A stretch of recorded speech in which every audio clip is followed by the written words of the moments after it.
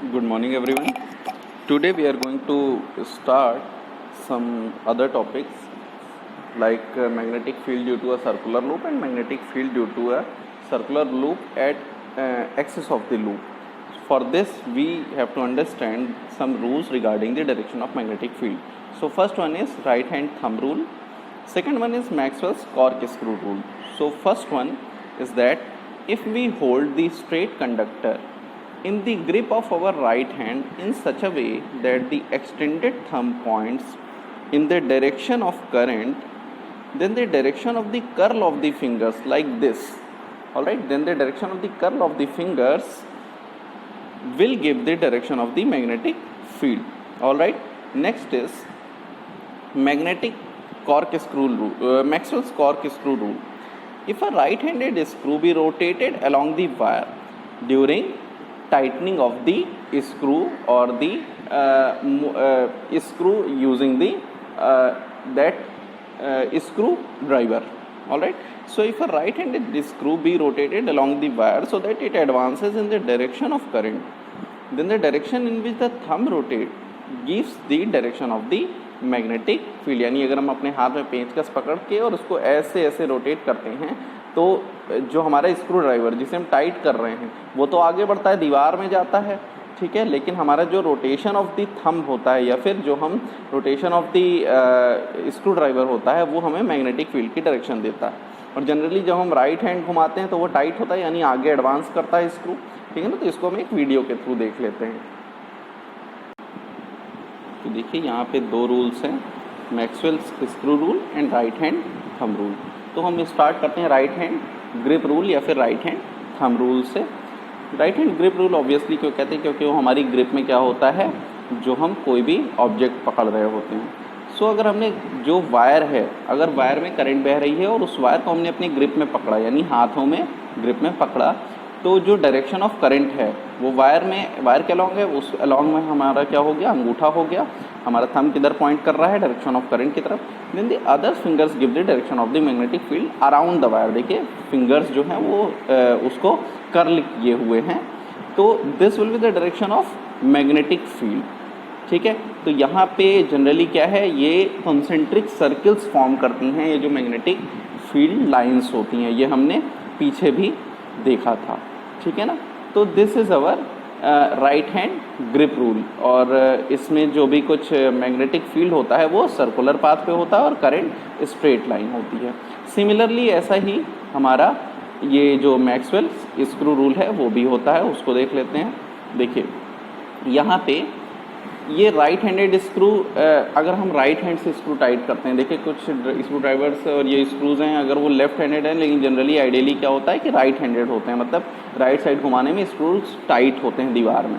तो अब देखिए जब हम राइट हैंड उसको घुमाएंगे स्क्रू ड्राइवर को, तो ये जो हमारा स्क्रू है ये आगे की ओर एडवांस करेगा, ठीक है, एडवांस करेगा. यानी ये आगे का एडवांसमेंट ऑफ स्क्रू क्या बताता है, करंट. और जो कर्लिंग हो रही है वो हमारे हाथ भी उसी तरह घूमेगा, रोटेट करेगा, और स्क्रू ड्राइवर भी उसी तरह रोटेट करेगा. The direction of rotation will be the direction of magnetic field, ठीक है ना. तो ये दोनों सिमिलर ही हैं, कोई खास डिफरेंस दोनों में नहीं है, ठीक है. तो ये थे हमारे दोनों रूल्स जो कि बहुत ज़्यादा इंपॉर्टेंट हैं. अब अगला हम टॉपिक देखते हैं.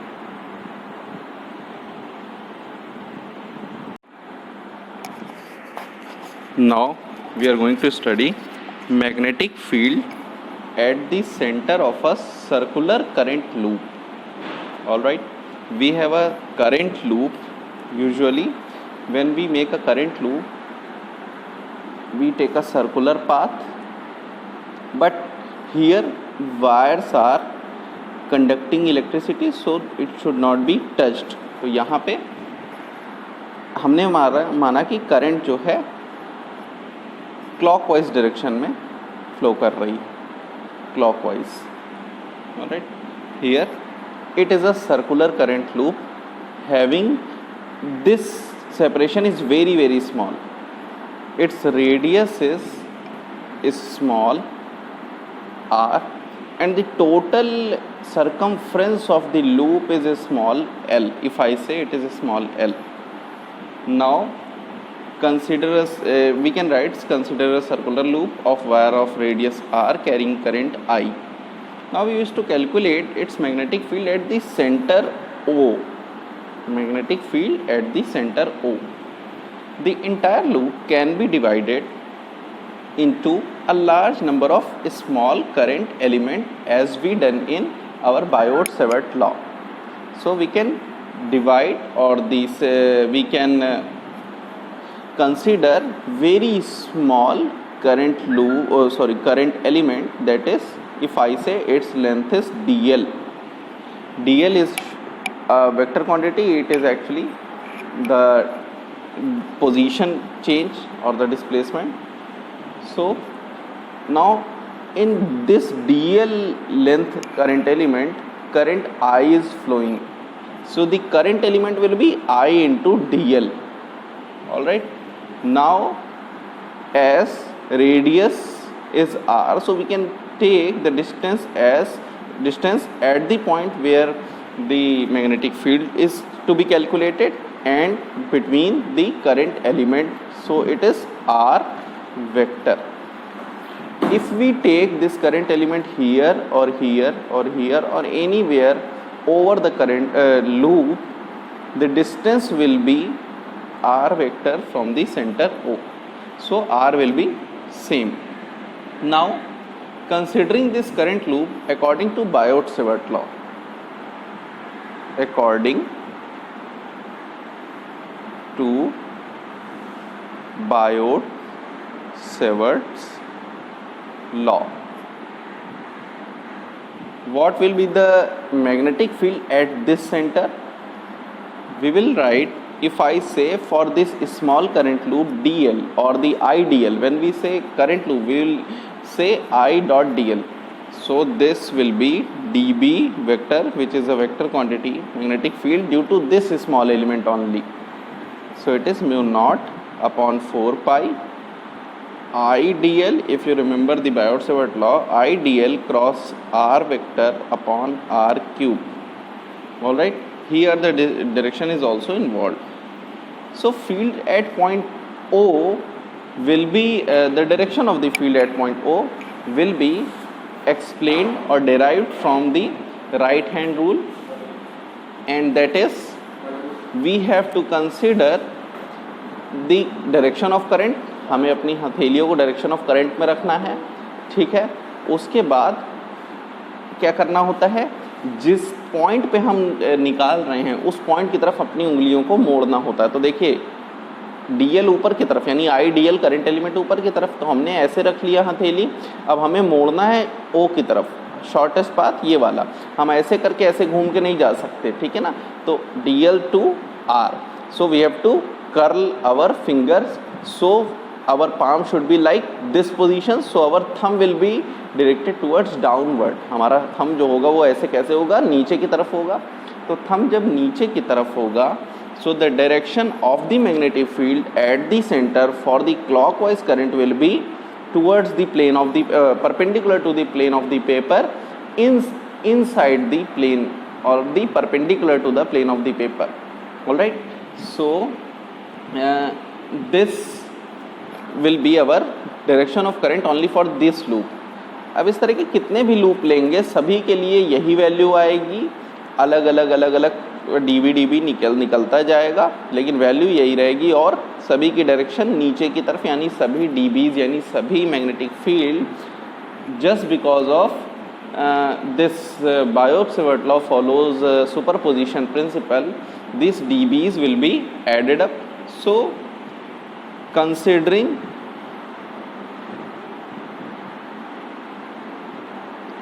all the elements or the current elements making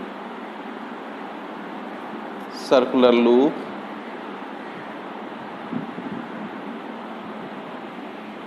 the field, the magnetic field, the magnetic field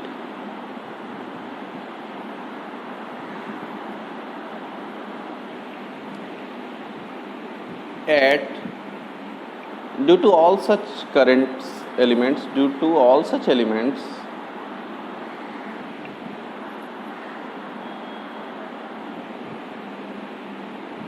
will be pointed towards where? Plane of the paper, towards, pointed into the, towards तो गड़बड़ होगा, into the, towards मतलब plain paper की तरफ, into the plane of the paper at O, ठीक है. Hence total magnetic field B will be dB, integral of dB, where integral is for whole current loop. So we can write integral mu naught I upon 4 pi, just because it is I dl cross R. Mind it, it is dl cross R, but here dl is always perpendicular to R. देखिए dl tangent है, dl tangent है और r जो है वो radius है, तो ये इनके बीच में कहीं पे भी एक टेंजेंट और एक रेडियस के बीच में एंगल कितना होता है? 90 degree. So here dl is always perpendicular to r. So we can say dl cross r is equals to dl. अब देखिए यहाँ पे एक वेक्टर r अपॉन r अगर हम लेते हैं तो dl क्रॉस r में dl into r into sine 90 होगा, इसमें कोई दिक्कत नहीं है. अब ये एक r कैंसिल हो जाएगा नीचे वाले r से, तो हम लिख सकते हैं इसको, देखिएगा म्यू नॉट i अपॉन 4 पाई, ये dl रहेगा, ये r रहेगा, साइन 90 हो जाएगा क्योंकि दोनों के बीच का एंगल 90 डिग्री, और ये r क्यूब. तो अब देखिए कितना इजी हो गया, mu naught i by 4 pi and it is r to r cancel out, 1 by r square and dl. Now everything is constant except this dl. This dl is integrated. So mu naught I by 4 pi r square integral dl. But this dl is actually the summation of all the dl's. Integral of dl. So ये 2 pi r circumference. So it is 2 pi r. Now put it. This is mu naught I by 4 pi r square multiplied by 2 pi r. So it is mu naught I by mu naught I 2 pi से 2 r. This one is for single loop. Now consider this much. मान लीजिए एक solenoid, जैसे हम लोग 10th class में पढ़ते थे, इस तरह के बहुत पतले पतले n नंबर ऑफ लूप्स हैं. इफ़ n लूप्स, मान लीजिए n लूप्स हैं, तब क्या होगा, हर लूप का कंट्रीब्यूशन मैग्नेटिक फील्ड का इतना. तो इस तरह के कितने loop, capital N loop for coil of n turns,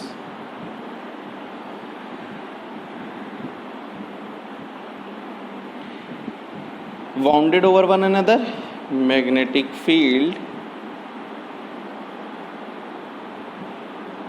कितनी होगी, n टाइम्स मल्टीप्लाई, यानी म्यू नॉट एन आई, यानी n मल्टीप्लाई हो गया केवल बाई 2a, या ये a तब है जब रेडियस है इसकी, ठीक है ना. ये रेडियस कितनी है, a है.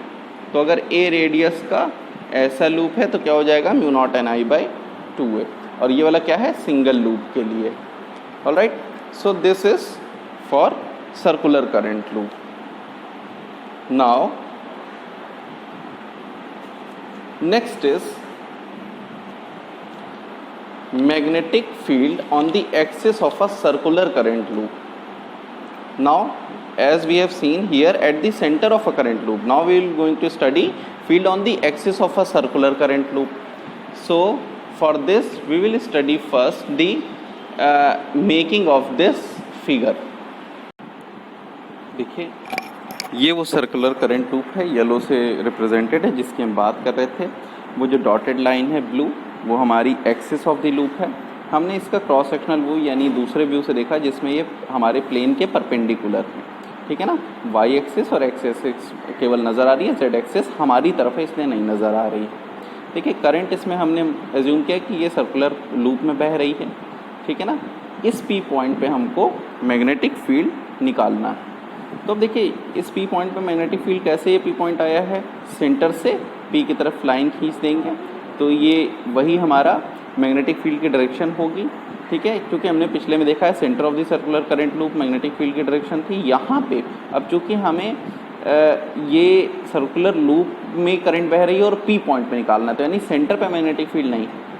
मान लीजिए इसके रेडियस हमने स्मॉल आर ले लिया लूप का, और इस लूप से और पी पॉइंट तक की डिस्टेंस, ठीक है ना, ये लूप है जो आर जिसकी रेडियस है, और इसमें एंटी क्लॉकवाइज हम कह देते हैं करंट फ्लो कर रही है, ठीक है। तो अब यहाँ से जिस छोटा सा हमने एक एलिमेंट लिया, इसी ये जो लूप है ये वायर का बना हुआ है, इसका छोटा एलिमेंट जैसे हम लेते हैं डीएल एलिमेंट लिया जिसमें आई करंट फ्लो कर रही है, ठीक है ना। अब ये करंट एलिमेंट हम कहीं पे भी ले सकते हैं इस लूप में, तो हमने सबसे टॉप पोजीशन पे एक ले रखा है, ठीक है ना। इस करंट एलिमेंट से, इस करंट एलिमेंट की जो पोजीशन है वो टॉप पे है ना, जो हमने अभी चूज़ किया हुआ है। तो इसमें मान लीजिए current I anti clockwise flow कर रही है, ठीक है। तो अब देखिए ये करंट एलिमेंट डीएल हो गया। इस डीएल एलिमेंट ये लेंथ एलिमेंट है, और इसमें जब आई मल्टीप्लाई होगा आई इंटू डीएल तो ये करंट एलिमेंट कहलाएगा। अब देखिए इस करंट एलिमेंट ये जो है ये यहाँ पे हमको कैसे नज़र आ रहा है, एक पॉइंट के फॉर्म में नज़र आ रहा है, ठीक है। ये टेंजेंशियल है तो ये रेडियस से हमेशा क्या एंगल होगा, 90 डिग्री होगा। हमने डीएल से और पी पॉइंट तक, देखिए पी पॉइंट तक की डिस्टेंस, क्योंकि डीएल एक उसके सरकमफ्रेंस पे है तो हमने इसको कह दिया स्मॉल ए, ठीक है। तो ये स्मॉल ए हो गई। ये एक ऐसा ट्राइंगल बन गया, ये एक राइट एंगल ट्राइंगल बन गया, ठीक है। अब देखिए ये जो राइट एंगल ट्राइंगल फॉर्म हुआ है, इस राइट एंगल ट्राइंगल में हम अपना ये कह सकते हैं कि ए जो होगा वो root over of X square plus R square होगा, ठीक है। तो ये root over of X square plus R square लिख लेते हैं। अब देखिए यहाँ पे मैग्नेटिक फील्ड की डायरेक्शन इज़ वेरी इंपॉर्टेंट। तो मैग्नेटिक फील्ड की डायरेक्शन हम राइट हैंड थंब रूल से भी ले सकते हैं। देखिए राइट हैंड थंब रूल में हमने क्या किया, थंब को प्लेस किया है अपने सर्कुलर करंट लूप की डायरेक्शन में, यानी करंट की डायरेक्शन में। अब देखिए जो उंगलियों की दिशा है ये परपेंडिकुलर, देखिए इसमें सबसे इंपॉर्टेंट चीज़ जो है मैग्नेटिक फील्ड की दिशा समझने के लिए, ये करंट एलिमेंट के और करंट एलिमेंट को उस पॉइंट से जोड़ने वाली लाइन, जिस पॉइंट में हमें मैग्नेटिक फील्ड निकालना है, उस लाइन के दोनों के परपेंडिकुलर होना चाहिए। अब देखिए यानी अपने केस में डीएल के परपेंडिकुलर होना चाहिए मैग्नेटिक फील्ड, और डीएल के तो परपेंडिकुलर होना ही चाहिए, और वो जो जोड़ने वाली लाइन ए है, ओ से मतलब ये जो करंट एलिमेंट से पी तक की लाइन ए दिख रही है ना, ये वाली, इसके परपेंडिकुलर होना चाहिए, ठीक है। तो ऐसा केस कब आएगा, जब हम डीबी की डायरेक्शन, वो देखिए परपेंडिकुलर जो येलो ये जो बन गया, इसमें लेंगे, ठीक है ना। तो डीबी किसके किसके परपेंडिकुलर होना चाहिए, मैग्नेटिक फील्ड के, वो जो करंट एलिमेंट के, और जोड़ने वाली लाइन, जिस पॉइंट पे हमें मैग्नेटिक फील्ड निकालना है उसको जोड़ने वाली लाइन यानी ए के, ठीक है। तो इन दोनों के परपेंडिकुलर यही डायरेक्शन बन रही है, ठीक है। तो अब ये डीबी जो हो गया, ये हमारे उस मैग्नेटिक फील्ड की दिशा हुई जो करंट एलिमेंट के कारण केवल प्रोड्यूस हुआ। इस तरह के तो बहुत सारे करंट एलिमेंट हो सकते हैं, ठीक है ना। तो इस तरह के नंबर ऑफ करंट एलिमेंट होंगे, तो सभी का अपना कंट्रीब्यूशन होगा, तो अब उसको देखेंगे, ठीक है। ये जो डीबी है, ये देखिए इस तरह का, मान लीजिए एक नीचे करंट एलिमेंट लिया तो वो डीबी कोई दूसरी दिशा में होगी, क्योंकि नीचे साइड में जो एक छोटा सा करंट एलिमेंट अगर हम ठीक डायमेट्रिकली अपोजिट पॉइंट पे ले लें, आप दूसरे लेफ्ट फिगर में देख पा रहे हैं, तो उसके कारण मैग्नेटिक फील्ड की डायरेक्शन उसको जोड़ने वाली लाइन के परपेंडिकुलर होगा। तो इस तरह का एक कोन टाइप का फॉर्म होता है, ठीक है ना, कोन टाइप का। देखिए ये जो नीचे वाली लाइन है इसके परपेंडिकुलर नीचे वाला डीबी डैश बन गया, ठीक है। तो एक मैग्नेटिक फील्ड लाइंस का कोन फॉर्म हो रहा है, ठीक है। जो इस तरह के किसी भी डायमेट्रिकल पॉइंट पे अगर हम करंट एलिमेंट लेंगे तो ये जो डीबी होगा ये ऐसे ही तिरछा बाहर निकला होगा, जो कि जोड़ने वाली लाइन के परपेंडिकुलर होगा और करंट एलिमेंट के भी परपेंडिकुलर होगा। अब हाँ, तो जब ये फिगर बन गया तो अब देख सकते हैं कि डीबी जो है ये हमारा आइडियल बाई ए स्क्वायर आ गया, ठीक है। इसको इक्वेशन हम 1 लिख लेते हैं। अब इसके बाद देखिए यहाँ से ही शुरू होता है कि हमें इस वाली लाइन के अलॉन्ग मैग्नेटिक फील्ड निकालना है। तो अब देखिए इसको समझने के लिए मान लीजिए कि ये एंगल जो है ये हमारा फाई है। अब अगर ये एंगल फाई है तो इन लाइंस, यानी ये जो एक लाइन चली जा रही है ये वाली लाइन है और ये जो स्ट्रेट लाइन है, इन दोनों ही लाइन के बीच का एंगल फाई है, तो इनके परपेंडिकुलर्स के बीच का एंगल भी फाई होगा। यानी ये एक हुआ, ये वाली लाइन, तिरछी वाली लाइन का परपेंडिकुलर डी बी हुआ और एक्सिस का परपेंडिकुलर ये वाली लाइन हुई स्ट्रेट वाली, तो इनके बीच का एंगल भी क्या हुआ, फाई हुआ। अब अगर ये फाई हो गया तो डी बी को हम किसी भी एक, चाहे ये वाले डी बी को चाहे ये वाले डी बी को, इस तरह के इनफाइनाइट नंबर ऑफ डी बीज होंगे अलग अलग दिशा में। एक आपकी तरफ है, ऐसे ऐसे इस तरह से बहुत सारे, जैसे एक कोन फॉर्म होता है ना कि एक कोन इस तरह का फॉर्म हो गया इस तरह से, जैसे ट्रायंगुलर कोन होता है उस तरह से, तो डी बी खूब सारे आ जाएंगे। तो हमने किसी एक को लिया है, इसका दो कंपोनेंट होंगे, एक ये डी बी कॉस फाई जो कि एंगल की तरफ है और इसके परपेंडिकुलर यानी ये वाली दिशा में, यानी ये जो परपेंडिकुलर दिशा में क्या होगा, डी बी साइन फाई। और यही वाला डी बी, ये जो डी बी साइन फाई है ये एक्सिस के अलॉन्ग है, तो ये इस वाले का डी बी, ये चूँकि देखिए हमने देखा कि यहाँ पे डी बी इस वाले के लिए भी मैग्नीट्यूड क्या होगा, यही होगा जो ये वैल्यू आती है, ये मैग्नीट्यूड ऑफ डी बी है, इसको डी बी डैश का मैग्नीट्यूड भी कह सकते हैं, ठीक है ना। तो डी बी डैश इसके मैग्नीट्यूड सेम है, डायरेक्शन सबके D B sine phi component क्या हो गए, अलॉन्ग दी एक्सिस हो गए। डी बी साइन फाई ऐसे और डी बी कॉस फाई इस वाले के लिए भी ऐसा। तो आप देख पा रहे हैं कि हर डी बी कॉस फाई के लिए एक अपोजिट में डी बी कॉस फाई मिलेगा और हर d B sine phi same दिशा में होगा। तो हर d B cos phi opposite वाले डी बी कॉस फाई को कैंसिल करेगा, ठीक है। लेकिन डी बी साइन फाई सभी क्या हो जाएंगे, एक ही दिशा में वेक्टर होते जाएंगे, तो एडिंग होती चली जाएगी। तो अब देखिए यानी हम लिख सकते हैं ये D B can be D B cos phi will be cancelled when we consider the whole loop. All right, so dB cos phi will be cancelled. So magnetic field along axis at P will be B is equals to integral D B sine phi. जितने भी D B sine phi अलग अलग D L component यानी अलग अलग line element से बने होंगे वो सभी का समेशन। अब देखिए यहाँ पे क्या क्या दिया हुआ है, अपने फिगर से आप थोड़ा पीछे पलट के देखेंगे तो साइन फाई जो है वो कितना होगा, तो यहाँ से साइन फाई, ये वाला एंगल फाई है, परपेंडिकुलर ये वाला हो गया, ये हो गया हाइपोटेनस, यानी परपेंडिकुलर अपॉन हाइपोटेनस यानी आर बाई ए, ठीक है ना, आर बाई ए। तो sine phi is equals to R by A. Book में कुछ नोटेशंस अलग अलग हैं, तो आप उसको उस हिसाब से चेंज कर लीजिएगा।